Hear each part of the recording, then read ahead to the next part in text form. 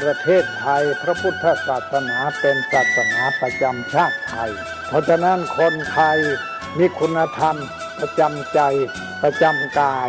รักษากายวาจาใจให้เจริญมั่นคงเพื่อเป็นการผูกสัมพันธไมตรีด้วยพรหมวิหารธรรมคือให้มีเมตตาปราณีเอื้ออารีซึ่งกันและกันไว้จะแต่ความสามัคคีกันให้สัมพันธ์กายสัมพันธ์ใจในกันและกันไว้อย่าแตกความสามัคคีประเทศชาติเราก็เจริญมั่นคงเศรษฐกิจเราก็เจริญมั่นคงสังคมเราก็เจริญมั่นคง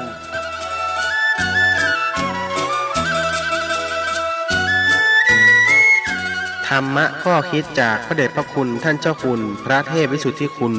ด้วยความปรารถนาดีจากสถานีวิทยุพระพุทธศาสนาคลื่นธรรมะเพื่อประชาชน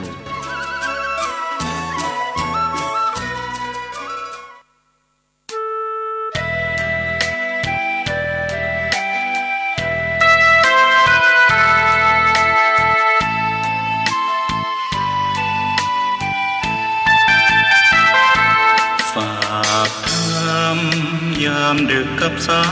ยลมเพื่อความสุขสมทวนทั่วทุกหัวใจถึงคนทั้งโลกซึ่งอยู่แดนไกลจากคณะสงฆ์เชียงใหม่ที่ได้ตั้งใจเทศน์กลอนป่านนี้ศรัทธาลับหรือยังหรือกำลังฟังคลื่นนี้กันอยู่หนอขอจงตั้งใจฟังให้เพียงพอฟังด้วยหัวใจจดจ่ออย่าท้อและถอยเลยคืนไหนถ้ามีเวลาว่างจดหมายมาบ้างอย่าทำเงียบเฉยหรือโทรศัพท์เข้ามาติชมเชยถามปัญหาเถิดเอ่ยจะเฉลยให้สุนทรฝากธรรมนี้มาช่วยย้ำเตือนอย่าลืมอย่าเลือนน้ำคำที่พร่ำสอนสังคมวุ่นวายสุดแสนอาวรณ์วันกลัวโลกจะรุ่มร้อนวันธรรมจะลับลอ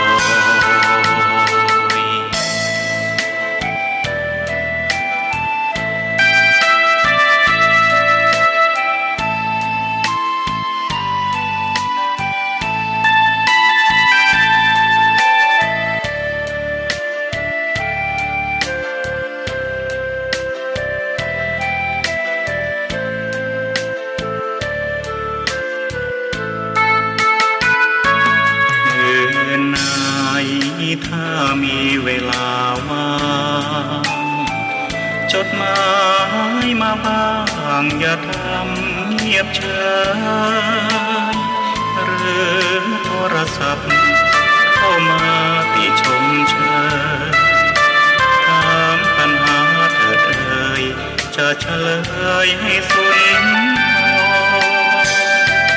ฝากธรรมนี้มาช่วยย้ำเตือนอย่าลืมอย่าเลือนน้ำคำที่พร่ำสอนสังคมวุ่นวายสุดแสนอาวรณ์วันกลัวโลกจะรุ่มร้อนวันธรรมจะลับลอย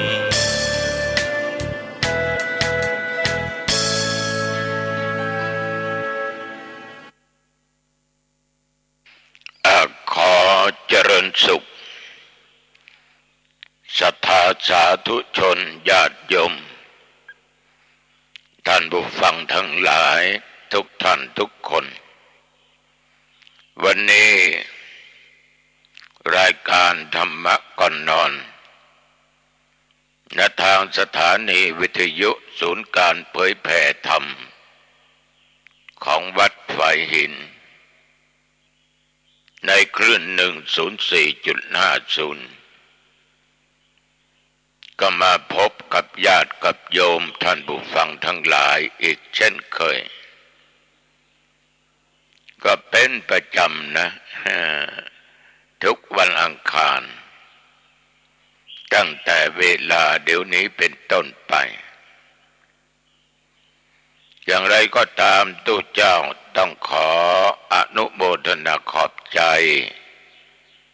ต่อญาติต่อโยมที่ติดตามฟังรายการนี้เป็นประจำด้วยดีตลอดมารายการธรรมะก่อนนอนนี้มาพบปะกับญาติโยมตั้งแต่เวลาเดี๋ยวนี้เป็นต้นไปโยมทั้งหลายบางท่านบางคนนั้นทำการทำงานเมื่อยล้าอ่อนเพลียอยากจะพักอยากจะผ่อนให้สบายกายให้สบายใจแต่ก็ยังมีขันติอดทนอดกลั้นมีวิริยะความมุมานะบักบั่นภาคเพียรต่อกิจการต่อการงานที่ทำแล้วยังมีจิตใจอันใสสะอาดบริสุทธิ์มีพระพุทธพระธรรมอยู่ในจิตในใจก็ยังเอาชนะความเกียจคร้านความกังวลใจว่าฟังดีหรือไม่ฟังดีเอาชนะใจโดยความวิริยะของโยมจึงนั่งฟังธรรมะที่ตุเจ้าวัดหนองตองนำมาบรรยายให้ญาติให้โยมได้ฟังก็เรียกว่าบางท่านอดหลับอดนอนบางท่านก็ไม่ได้พักผ่อนโยมทั้งหลายจะหลับก็ได้นะไม่มีปัญหาฟังธรรมะแล้วหลับไปด้วยโอ้จิตสงบเมื่อตามันหลับสนิทจิตยังมีธรรมะตื่นขึ้นมาเอาเผลอหลับไปตัวเจ้าน้องตองจบเมื่อไหร่ก็ไม่รู้ไม่รู้จริงๆนะว่าจบเวลาเท่าไรเวลาไหนแต่โยมก็รู้ว่าเรานั้นหลับไปเพราะความเมื่อยล้าเกิดจากการทำงานยิ่งฤดูนี้ญาติโยมอากาศร้อนอบอ้าวมากจะเปิดแอร์จะเปิดพัดลมไฟฟ้าก็มาขึ้นราคาสินค้าก็ราคาสูงราคาแพงโยมก็จำเป็นดิ้นรนเสาะหาทำการทำงานไม่ว่าจะเป็นตำแหน่งลูกจ้างนายจ้างเปิดร้านขายของทำการทำงานนั่นนี่หรือเป็นหน่วยงานหรือเป็นองค์กรเป็นข้าราชการประจำหรือจะชั่วคราวก็ตามเราจำเป็นต้องทำเพื่ออนาคตเพื่อชีวิตจะอยู่รอดยิ่งญาติโยมมีครอบครัวมีสามีมีภรรยามีลูกมีเต้าร่วมกันอีกมันก็ต้องรับผิดชอบในสิ่งเหล่านี้ญาติโยมท่านผู้ฟังทุกเจ้าเขาฝากไว้สักอย่างหนึ่งนะการอยู่กันเป็นครอบครัวเป็นผัวเมียและมีลูกขอญาติโยมทุกคนอยู่ด้วยความสุขความเจริญ อย่าอยู่ด้วยความทุกข์ความอัปมงคลบ้านเคหสถานที่เราอยู่อาศัยมันจะน่าอยู่มากถ้าผัวเมียลูกเต้าเมียก็ไม่เคารพผัวก็ไม่เคารพเมียลูกเต้าก็ไม่เชื่อฟังคำสั่งคำสอนของพ่อแม่ไม่เป็นลูกที่ดีของพ่อของแม่เงินจะมีเงินยมจะมีเงินเป็นร้อยล้านพันล้านตัวเจ้าบอกว่ายมไม่มีความสุขมีแต่ความทุกข์ฉะนั้นขอยมทุกคนนั้นจงตั้งอยู่ในศีลในธรรมขององค์สมเด็จพระสัมมาสัมพุทธเจ้าอย่าทำทุจริตกายวาจาใจเพราะนั่นใจจะนำความหายนะความทุกข์ยากจนเกิดขึ้นแก่ญาติแก่โยมขอเป็นพ่อแก้วแม่แก้วลูกแก้วลูกคุณเป็นลูกรู้จักพระคุณพ่อแม่เป็นผัวรู้จักหน้าที่ของตัวเองเป็นศรีภรรยาต้องรู้จักหน้าที่ของตัวเองว่าเราอยู่ด้วยกันเป็นครอบครัวนั้นต่างคนต่างมีภาระหน้าที่ที่จะต้องจัดต้องทำครอบครัวไหนอยู่ด้วยกันมีศีลมีธรรมก็จะมีความเจริญก้าวหน้าไม่มีความด่างพร้อยใดๆทั้งสิ้นวันนี้ญาติโยมท่านผู้ฟังทั้งหลายก่อนที่ทุกเจ้าจะนำเอาธรรมะมาพูดต้องขอบใจนะต่อพระเจ้าหน้าที่โยมเจ้าหน้าที่สถานีวิทยุแห่งนี้เป็นอย่างมากจะต้องมานั่งคดนั่งขอเขตหลับตานอนทำการทำงานท่านเหล่านี้ทำงานด้วยความเสียสละมากเสียสละมากเพื่อพระพุทธศาสนาเพื่อญาติเพื่อโยมจะได้รู้ว่าอันไหนเป็นบุญอันไหนเป็นบาปอันไหนเป็นหน้าที่ที่ควรทำไม่ควรกระทำ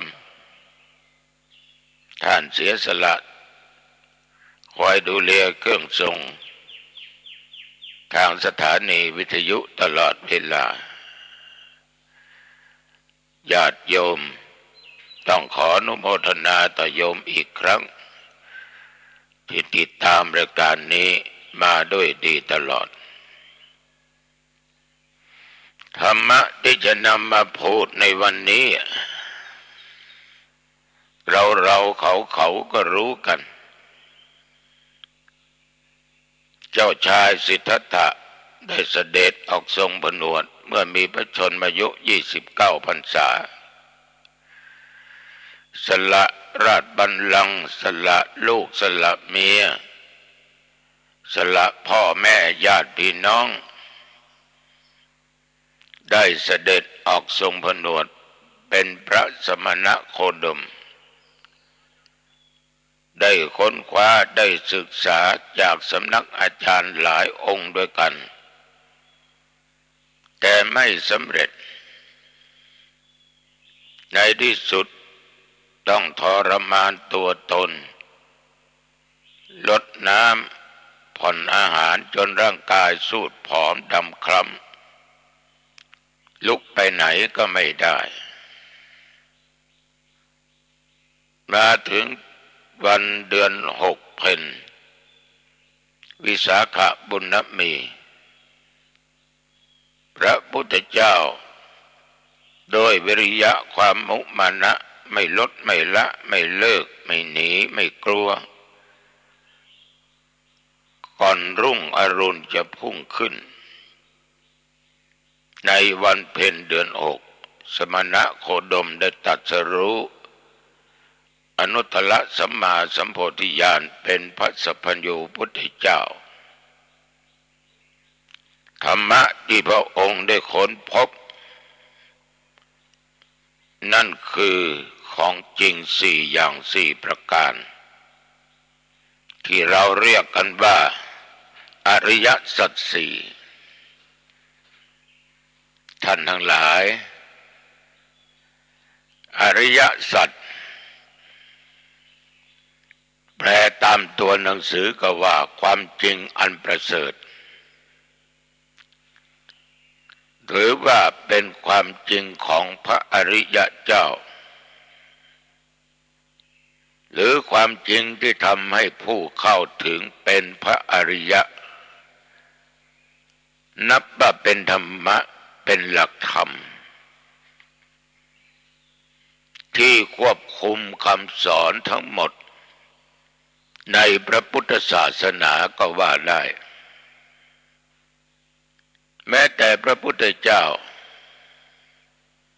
ได้เป็นพระสัมปัญโญพุทธเจ้าได้ก็ด้วยการตรัสรู้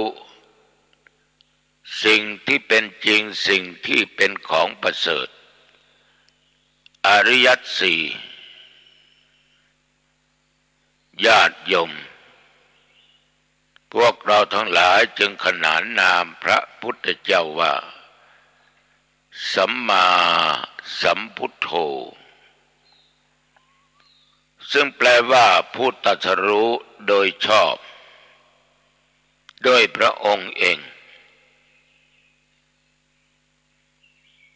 การตรัสรู้นั้นไม่มีใครมาเสี่ยมสอนมาบอกมากล่าว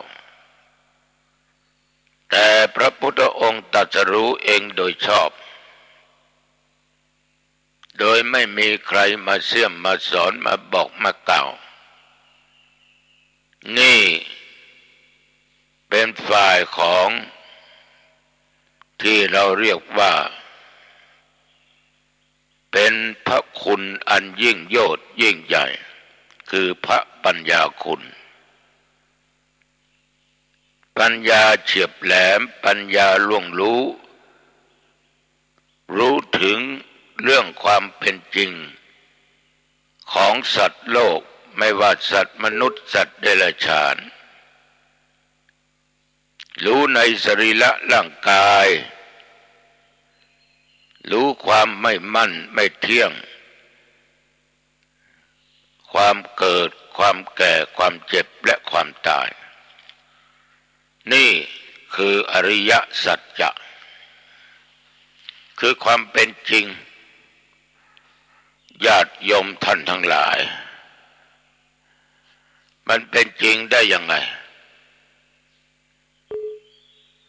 ก็จะพูดให้ญาติโยมฟังสักเล็กน้อยโยมฟังแล้วลองหลับตานึกหวนกลับไปในอดีตที่ผ่านมาหลายเดือนหลายปีว่ามันเป็นจริงอย่างไรร่างกายของเราที่สมมุติเป็นคนนั้นเป็นคนนี้มันอยู่คงที่ไหมมันเหมือนเดิมไหมโยมเดี๋ยวนี้อายุเท่าไหร่20 30 40 50 60 70 80 90ก็ตามยิ่ง90เนี่ย80 70 60 50นี่ลองหวนนึกถึงเวลาที่ผ่านมาในเวลานั้นเราเป็นเด็กเล็กๆอยู่ในครรภ์ก็เป็นเด็กเล็กๆเกิดมาก็เป็นเด็กเล็กๆโตขึ้นทีละนิดละหน่อยโดยปัจจัยหลายอย่างหลายประการจนปัจจุบันอายุ 70-80 ปีญาติโยมลองมาหวนนึกถึงอดีตว่าเมื่อ70 ปีที่ผ่านมาเนี่ยร่างกายของเราเป็นยังไงสรีระเป็นยังไง เดี๋ยวนี้เป็นยังไงมีอะไรมาเปลี่ยนแปลงบ้างเหมือนได้ยินญาติโยมบางคนพูดนะแต่มาถามว่าโยมวันนี้ทานข้าวกับอะไรก็ตอบว่าแกงเนื้อน้ำพริกอ่องโอ้ท่านพระครูจะให้มันรสชาติเหมือนเก่าเหมือนเดิมมันไม่เหมือนก่อนนี้เคี้ยวก็ดีเคี้ยวอะไรก็สะดวกสบายแต่เดี๋ยวนี้เคี้ยวมันเคี้ยวไม่ปุดไม่ขาดแล้วถ้าไปเจอเอ็นอะไรต่างๆนานายิ่งสำลายเผ็ดก็ทานไม่ได้จืดจางจนเกินไปก็ไม่ได้ก็ไม่รู้จะทำยังไงก็เพราะมันเป็นอนิจจังมันเป็นของไม่มั่นไม่เที่ยงไม่เที่ยงแท้แน่นอนญาติโยมทุกอย่างในร่างกายเราเปลี่ยนแปลงไปหมดไม่ว่าตุเจ้าไม่ว่าญาติโยมเขี้ยวก็ถอนก็หล่นออกไปเหมือนธรรมาภาพเนี่ยเดี๋ยวนี้ข้างล่างนั้นนะเหลือตรงปากเหลือ8 ซี่อีก4-5 ซี่นั้นถอนออกไปหมดหลุดออกไปหมดเวลาเคี้ยวอาหารนี่แสนลำบากจะไปทางขวาก็มีแต่เหงือกกับฟันข้างบนเอาไปทางซ้ายก็มีเหงือกกับฟันข้างบนเดี๋ยวนี้ดันมาตรงกลางอีก2 ซี่ญาติโยมบางครั้งก็ปวดจนทานข้าวนึ่งข้าวเหนียวไม่ได้ทานของแข็งไม่ได้ฉันของแข็งไม่ได้ต้องฉันข้าวต้มเนี่ยเพียงแต่เคี้ยวมันถอนออกไปเราก็ทานอะไรไม่ได้ตามปกติเนื้อหนังมังสังเราก็เหี่ยวย่นไปเคยตึงเพื่อนฝูงทักทายว่าโอ้โหผิวพรรณวรรณะดีนะเมื่อก่อนเนี่ยอะไรมันเมื่อเหมือนก่อนมันเพราะอะไรก็เดี๋ยวนี้เนื้อหนังมังสังตีนกาก็ออกแล้วเป็นเช่นนั้นเหรอเธอก็เช่นเดียวกับฉันมันเหมือนกันหมดมันเป็นของจริงเป็นของที่เราจะหลีกจะหลบจะหนีไปอยู่ที่ไหนมันก็ไม่พ้นแข้งขาหูตาอะไรก็เปลี่ยนแปลงหมดตาก็มัวฟางเมื่อก่อนใส่เข็มได้เดี๋ยวนี้ใส่ไม่ได้เมื่อก่อนเดินทางไปมาเหนือใต้ตกออกขึ้นเขาลงห้วยเดินได้สะดวกสบายบันไดกี่ชั้นก็ขึ้นได้แต่เดี๋ยวนี้ล่ะโยมเปลี่ยนแปลงไหมบางคนยังลุกไม่ได้นอนอยู่กับเตียงนอนอยู่กับเตียงบางท่านบางคนนั้นก็ต้องอยู่ในบ้านไปทำการทำงานหนักไม่ได้ลูกเต้าก็ไม่ให้ไปแล้วไม่รู้จะไปทำอะไรไม่นานลูกเต้ามันก็ต้องเหมือนเรานั่นแหละหลานก็มาทดแทนหลานมันก็ต้องมีลูกลูกเต้าต้องมีลูกฉะนั้นมันล้วนมีการเปลี่ยนแปลงผันแปรความเจ็บปวดเมื่อยล้าก็มาเข้าดีไม่ดีพญามัจจุราชวิ่งมาทันไป60 กว่าแล้วไปเกษียณแล้วญาติโยมความตายก็มาถึงฉะนั้นญาติโยมเรื่องของอริยสัจนั้นข้อแรกคือทุกข์ ทุกข์คือความไม่สบายกายไม่สบายใจได้แก่ปัญหาต่างๆที่มันเกิดขึ้นแล้วปัญหาบางอย่างเนี่ยนะญาติโยมมันบีบคั้นชีวิตบีบคั้นจิตใจของมนุษย์ของเราของเขาต้องให้ดิ้นรนกระวนกระวายใจเป็นที่ขั้นครามของมนุษย์ทั้งหลายมันบีบคั้นจริงๆยอมทั้งหลายเมื่อถูกบีบเข้าความทุกข์มันก็เกิดขึ้น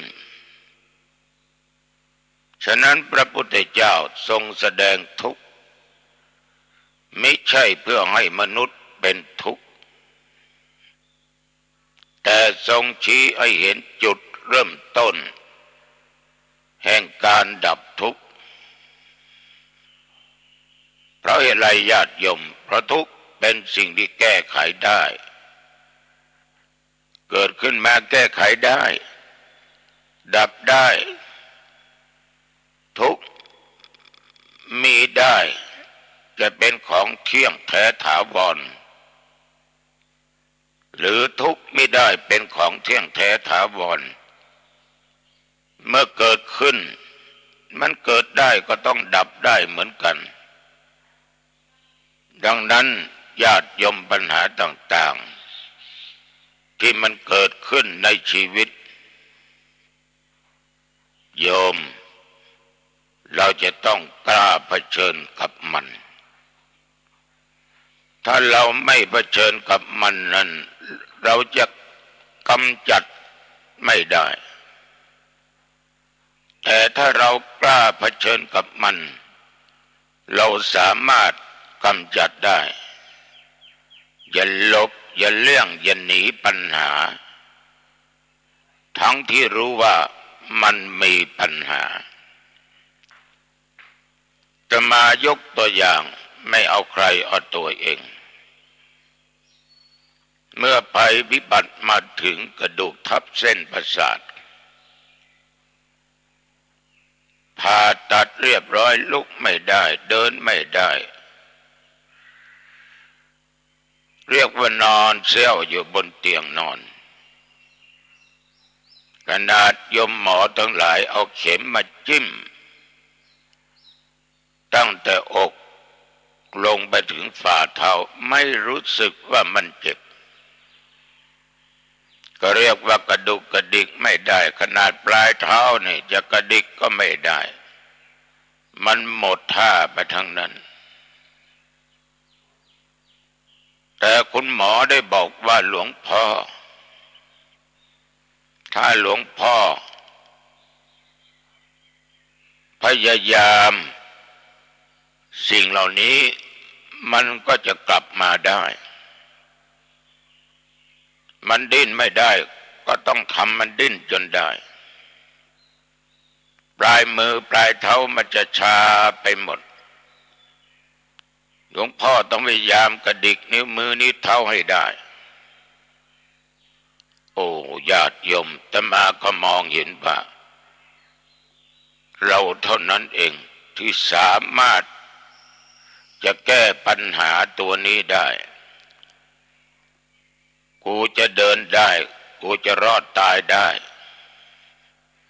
มันไม่มีใครที่จะมาช่วยเราเต็มที่ได้หรือตลอดกาลได้ในที่สุดญาติโยมลูกศิษย์ลูกหาก็ให้กำลังใจนิ้วมือนิ้วเท้ากระดิกได้10 กว่าวันก็ยกได้ประมาณ4-5 นิ้ว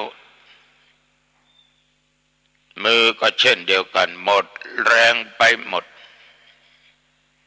เขียนหนังสือก็ไม่ได้ทำอะไรก็ไม่ได้แต่ไม่ยอมแพ้ว่าปัญหาเหล่านี้มันเกิดขึ้นกับตัวเราต้องแก้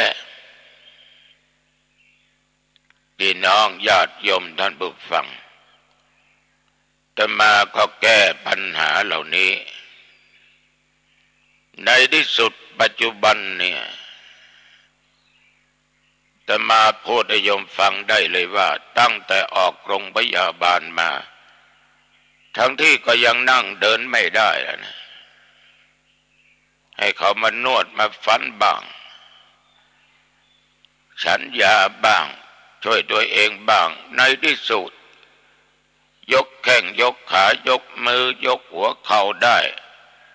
ลุกนั่งจากบนเตียงได้แต่มาชักรอกวันหลายร้อยครั้งสาวราวที่เขาจัดไว้เดินวอล์กเกอร์ฝึกเดินด้วยไม้เท้าและจับแขนเนนเขาพระเขาปัจจุบันนี้เดินวันละกิโลกว่าชักลอกอีกหลายร้อยครั้งญาติโยมทุกอย่างปรับเข้าสู่สภาวะปกติแต่เราก็มีสติไม่ตั้งอยู่ในความประมาทอาจล้มได้ถ้าถือตัวเองว่าเก่งอวดตัวไม่ต้องอาศัยไม่เท่าไม่ต้องอาศัยลูกเน้นพระเน้นคนนั้นคนนี้ล้มได้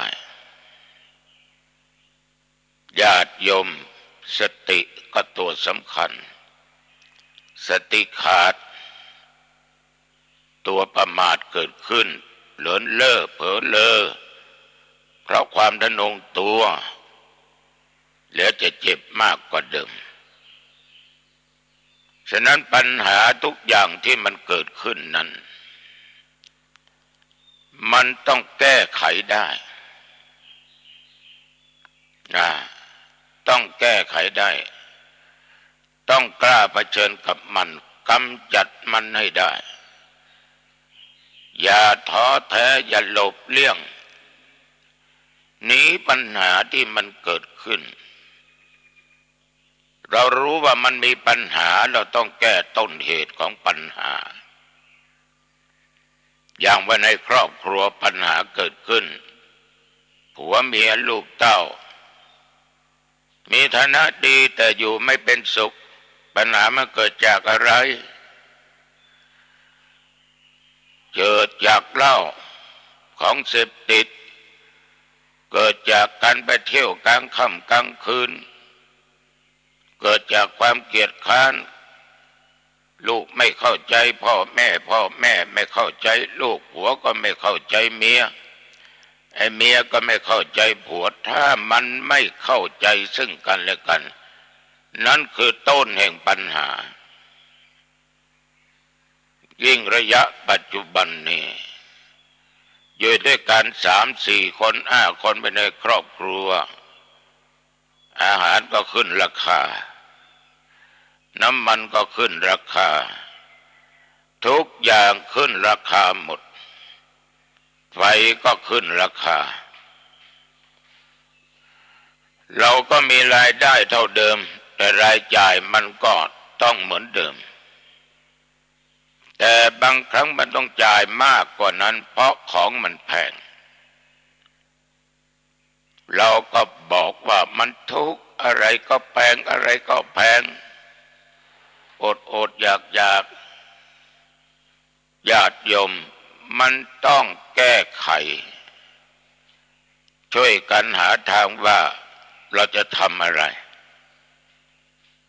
เราจะลดอะไรเราจะจ่ายอะไรจะซื้ออะไรต้องรู้จักสถานะและอัตภาพของตัวเองในยุคนี้สมัยนี้ฉะนั้นปัญหาที่เกิดทุกข์มันต้องมีเหตุทุกสิ่งทุกอย่างพระพุทธเจ้าญาติโยมทุกข์นั้นมันเป็นสภาพที่คงทนอยู่ไม่ได้พวกเราก็ถูกบีบคั้นเกิดขึ้นและความดับสลายทุกข์เกิดมันเป็นของที่ทนได้ยากหรือว่าอยู่ในสภาพเดิมไม่ได้มันเป็นที่ตั้งแห่งความทุกข์ขัดแย้งต่อความสุขหรือเป็นสภาวะที่ปฏิเสธความสุข โดยสิ้นเชิงก็มีทุกข์แล้วมันจะมีสุขก็ยากแต่เราก็รู้หนทางว่าทางไหนที่จะนำเรานี่พ้นทุกข์ได้ไปสู่ความสุขได้เราก็ต้องคิดคิดแล้วไม่ใช่คิดแล้วนิ่งไม่ทำไม่แก้มันก็พ้นทุกข์ไม่ได้ฉะนั้นศรัทธาสาธุชนญาติโยมทุกข์นั้นมีสภาวะทุกข์ประจำสังขารหรือทุกข์เป็นเองทุกข์เกิดจากการเกิดแก่เจ็บตายบางคนบ่นนะกูไม่น่าจะมาเกิดแล้วชาตินี้ไม่มาเกิดไม่ควรจะเกิดเป็นสัตว์เดรัจฉานเลยมันก็หนีทุกข์ไม่พ้นกูน่าจะเกิดเป็นเทวบุตรเทวดาคุณนึกหรือว่าเป็นเทวดามันจะไม่พ้นทุกข์คุณน่าจะต้องถึงนิพพานแล้วก็การบำเพ็ญของเรามันไม่ถึงมันไม่สามารถจะดับสิ่งเหล่านี้ได้การเกิดแก่เจ็บตายต้องเวียนว่ายตายเกิดประกิณกาทุกจรได้แก่ความเศร้าโศกเสียใจต่างๆอันเกิดจากการประกอบกับสิ่งที่ไม่เป็นที่รักหรือความพลัดพรากจากสิ่งที่เป็นที่รักหรืออะไรก็ตามที่ตั้งไว้ทำไว้ไม่ได้สิ่งเหล่านั้นสมปรารถนาหรือสมใจญาติโยมความทุกข์เหล่านี้มันเป็นปกิณกะบางครั้งเราจะเห็นได้ว่าผู้ชายรักผู้หญิงแต่ผู้หญิงไม่เล่นด้วยไปบอกรักเมื่อไรก็บอกว่าฉันไม่รักเธอหรือเฉยรู้ว่าเขาไม่รักจะไปรักมันทำไมทำให้ตัวเองเป็นทุกข์กินไม่ลำนอนไม่หลับเนี่ยทานอะไรไม่อร่อยนอนก็ไม่หลับจิตใจก็กระสับกระส่ายบีบคั้นอยู่ตลอดเวลาได้สมปรารถนาได้มาเป็นเมียได้มาเป็นผัวก็หล่อเมียก็สวยความสวยก็ใกล้จะเกิดขึ้นมารู้ข่าวว่ามีผู้ชายหลายคนมาจีบเมียตัวเองนั่นแหละตัวแห่งความทุกข์เพราะเมียกูนั่นแหละใครจะเอาของกูไปไม่ได้ถ้ามึงเอาเมียกูไปมึงต้องตายโป่งแล้วได้อะไรขึ้นมาโยมผู้หญิงก็ตายเราก็ติดคุกติดตารางยิ่งเพิ่มความทุกข์ให้มากขึ้นทุกข์อันเกิดจากการพลัดพรากจากของรักของชอบใจใดๆทั้งสิ้นเราทุกคนเนี่ยไม่เขาก็เราญาติโยมมันต้องจากไม่ช้ามันก็เร็วไม่วันนี้ก็วันหน้าไม่วันหน้าก็วันหน้าต่อไปเราลองหลับตานึกพ่อแม่เราตายไปตั้งนานเดี๋ยวนี้เราเป็นพ่อคนแม่คนเรามีลูกเราก็รักลูกแต่บางท่านบางครอบครัวลูกดันมาจากไปก่อนเหลือเราสองคนผัวเมียเราก็ไม่รู้ว่าเมียกับเรานั้นใครจะไปก่อนกันบางคนต้องร้องไห้ต้องเสียใจอารมณ์อะไรหาจิปัฏฐะตัวเจ้าผ่านมาแล้วแม่ตายตมาก็ยิ้มแล้วก็เฉยแล้วก็เทศได้คนมางานศพก็นั่งเทศให้ฟังเมื่อ30 ปีกว่านั้น อายุตมาภาพแค่40 ปีกว่าเล็กน้อยพ่อจากไปได้10 กว่าปีปี51ญาติโยมถามว่าตุเจ้าร้องไห้ไหมไม่แต่ญาติ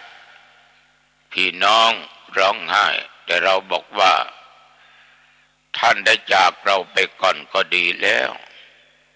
ท่านมีชีวิตเราก็ได้เลี้ยงดูท่านเจ็บไข้ได้ป่วยเราก็ได้รักษาท่านจากไปเราจะได้ทำบุญกุศลอุทิศส่วนกุศลไปหาท่านเป็นการทดแทนพระคุณบิดามารดาถ้าเราไม่จากท่านท่านก็ต้องจากเราอยู่ดีเหมือนตัวเจ้าหนองตององค์นี้เจ็บป่วยคราวนี้นั้นญาติโยมทุกคนว่าอาตมาภาพต้องไป90%แต่มันก็รอดมาด้วยบุญด้วยกรรมที่สร้างไว้ด้วยกำลังจิตกำลังใจโดยปฏิบัติตัวอย่างดีไม่ผิดวินัยออกกำลังกายกายภาพบำบัดอยู่ตลอดทั้งเดินทั้งชักลอกเลยฉันอาหารได้ดีขับถ่ายได้ดีประการสำคัญอารมณ์ดียังไม่จากญาติโยมนะขอ120 ปีก็แล้วกันนะแต่มันจะถึงหรือเปล่าเราไม่สามารถจะรู้ได้เราต้องพากจากกันอย่างแน่นอนอันนี้ญาติโยมมันเป็นปกิณกะนิพพัทธทุกข์ทุกข์ประจำหรือทุกข์เจ้าเรือนนี่เป็นประจำแน่เวลานี้ระยะนี้ญาติโยมร้อนอบอ้าวเวลาเดือนพฤศจิกามกราหนาวเย็น หนาวก็เดือดร้อนต้องรีบหาผ้ามาห่มหาเสื้อผืนดีๆมาใส่ต้องอยู่กับฟืนกับไฟอยู่สถานที่ลมไม่ค่อยที่จะต้องพัดเข้าไปได้ง่ายๆยมหนาวร้อนมันเป็นเรื่องธรรมดาเพราะมันเป็นนิพพัทธทุกข์ทุกข์ประจำเจ้าเรือนก็คือสรีระร่างกายความกระหายน้ำกระหายอาหารมันก็เป็นทุกข์อย่างเวลาเนี้ยตัวเจ้าวัดหนองตองนั่งบันทึกเสียงธรรมะที่นั่งบันทึกเนี่ยโยมทั้งหลาย7 โมงกว่าในตอนเช้าของวันพฤหัสบดียังไม่ได้ฉันเช้าแต่น้องตองก็ไม่หิวถ้ามันเกิน8 โมง 9 โมงอาจจะหิวขึ้นมาอยากจะฉันนั้นอยากจะฉันนี้ญาติโยมมันก็เป็นทุกข์การหิวการกระหายพยาธิทุกข์อันเกิดจากความเจ็บป่วยต่างๆปวดหัวก็เป็นทุกข์นั่งบรรยายธรรมะนานๆปวดแข้งปวดขาปวดหลังปวดบั้นเอวก็เป็นทุกข์ญาติโยมมานั่งฟังตัวเจ้าหนองตองในรายการธรรมะก่อนนอนโอ้จบแล้วลุกเป็นเหน็บเป็นชาไปหมด โอ้ยเจ็บหลังโอ้ยเจ็บเข่าเจ็บแข้งเจ็บขาก็เราเป็นนั่งไม่ดูเสียก่อนว่าควรนั่งสถานที่ใดบนเก้าอี้ก็ได้ห้อยแข้งห้อยขาก็ดีมันเปลี่ยนยาบทได้ฉะนั้นสิ่งเหล่านี้ญาติโยมโรคภัยไข้เจ็บเหมือนกับโควิด-19เนี่ยแรกที่เกิดขึ้นมานะโอ้โหกลัวกันทุกหมู่บ้านคนนั้นติดฮือฮากันส่งข่าวกันปิดซอยทั้งซอย บ้านที่อยู่ใกล้กันไม่ให้ออกไปใช้จ่ายที่ไหนห้ามออกซอยมาเด็ดขาดเราก็ใจบุญส่งเข้าห่ออาหารกล่องไปให้ทุกคนซอยนั้นมี70 คน80 คน100 กว่าคนต้องส่งหมดยอมที่ถูกกักตัวก็ไม่ได้ทำมาหากินไปไหนก็ไม่ได้ต่อมามีการเรียกว่าผ่อนผันกันขึ้นมาถึงปัจจุบันธรรมดาคนที่ติดก็ต้องกักตัวอยู่ที่บ้านคนที่ไม่ติดกลุ่มเสี่ยงก็ต้องออกไปทำมาหากินถ้าจะอยู่แต่สถานที่นั้นถูกกักขังนั้นจะอะไรมากินยิ่งโรคมันระบาดมากขึ้นใครจะไปเลี้ยงได้ครอบครัวเกือบเอาตัวไม่รอดญาติโยมที่วัดตุเจ้าเน้นติดโควิดวัดมันกว้างขวางหน่อยกุฏิมี2 หลังให้เน้นที่ตุเจ้าติดไปอยู่กุฏิอีกหลังหนึ่งชั้นบนชั้นล่างและหลังต่อไปอยู่ห่างไกลกันเขารับกิจนิมนต์ไปทุกคนทุกแห่งทำการทำงานร่วมกันได้แต่ไม่ประมาทต้องเช็คดูตลอดเวลา2 วัน3 วันก็เช็คดูมีแดงขีดเดียวปลอดภัยอีก2-3 วันให้เจ้าหน้าที่มาเช็คมาตรวจอีกปลอดภัยทำงานร่วมกันได้ตุเจ้าก็ไม่ติดโควิดเพราะเหตุไรญาติโยมเพราะเหตุว่าความเจ็บไข้ได้ป่วยนั้นมันเป็นความทุกข์สันตปทุกข์ทุกข์เพราะถูกไฟคือตัวกิเลสมันเกิดขึ้นราคะโทสะโมหะราคะอักขิไฟคือราคะโทสะอักขิไฟคือโทสะโมหะอักขิไฟคือโมหะนี่เป็นไฟที่เราร้อนและมันเกิดขึ้นมันก็ทำให้บุคคลนั้นกังวลกังวายจะนั่งจะนอนจะยืนจะเดินจะกินอะไรจะทำอะไรก็เป็นทุกข์เพราะกามราคะมันรุนแรงแล้วสามารถเผาผลาญมนุษย์เนี่ยให้ตกอยู่ใต้อำนาจไม่ว่าจะเป็นนักบวชหรือเป็นคฤหัสถ์ชาวบ้านเพศไหนเพศใดก็ตามบางคนนี่ถึงกับตกจากตำแหน่งหน้าที่นะบางรูปถึงกับต้องลาสิกขาบทศึกออกไปบางคนนั่นต้องเสียชื่อเสียงเสียตระกูลหมดเสียการเสียงานหมดเพราะไฟแห่งราคะไฟโทสะนี่ญาติโยมเกิดขึ้นฆ่าพ่อฆ่าแม่ได้พ่อฆ่าลูกได้ญาติพี่น้องฆ่ากันได้ผัวเมียฆ่ากันได้ไม่นึกถึงบาปถึงกรรมในการกระทำของตัวเองเพราะไฟกองนี้